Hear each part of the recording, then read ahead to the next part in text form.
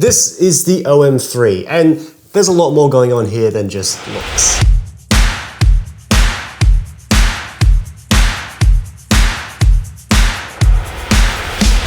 In this video, we're going to go through what this camera does well, whether it's worth adding to your kit, and we're going to look at two features that make this camera very unique. Now, one of the things you'll notice about this camera is the build.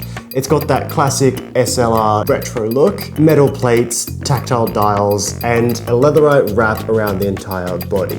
And it doesn't just look good, it feels good in the hand. The OM-3 is IP53 rated thanks to the rubber seals placed throughout the body, so you can shoot in a bit of rain, a bit of dust, and you don't have to worry too much about it. This rugged build pairs nicely with the high-end performance that's coming from this camera. Inside, you've got a 20.4 megapixel stacked BSI Live MOS sensor. Basically, it's the same one that you see in the OM-1 Mark II. It can shoot in 120 frames per second, sequential shooting in single autofocus mode, or 50 frames per second in continuous autofocus, and that is thanks to the 1053 phase detection point autofocus, which just makes it really good for shooting any fast-paced things like street photography or any action sports. Now, one thing that I did notice while using it is how quiet the shutter is.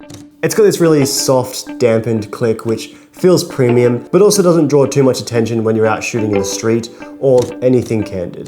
This silent shooting is especially true when you're shooting in burst mode, and it's basically silent. Moving on to the video, this camera is incredibly capable for the size, being able to shoot at 4K at 60 frames per second with 10-bit color and OM log 400. You also get 240 frames per second slow-mo in full HD and two new color profiles, OM Cinema 1 and Cinema 2, which will give you more room for grading. You've got a dedicated video dial on the top, which keeps all your settings separate from your photo modes. So shutter speed, picture profiles, ISO, all of that stays locked to how you want to film and not how you shoot photos. As for stabilization, you've got three options built into the camera. The first one is no stabilization. Then you have MIS1, which combines sensor stabilization and digital stabilization for maximum steadiness. And you've got MIS2, which keeps it completely in body, and you avoid the crop which you get with MIS1. So depending on how and what you're shooting, you have flexibility. And either way, handheld shots look really good coming from this thing. Now, like I mentioned, there's two features that make this camera very unique, and the first one is this creative dial down here. This lets you jump into a lot of creative ways of shooting, like color profiles, filters, and like special effects, and all you have to do is turn the dial to change the mode.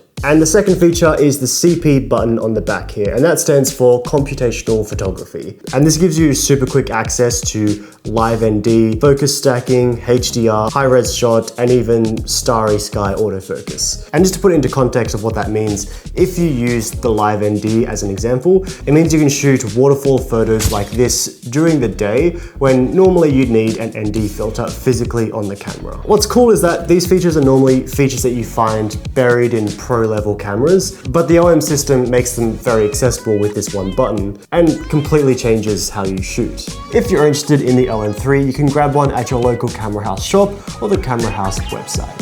Thanks for watching.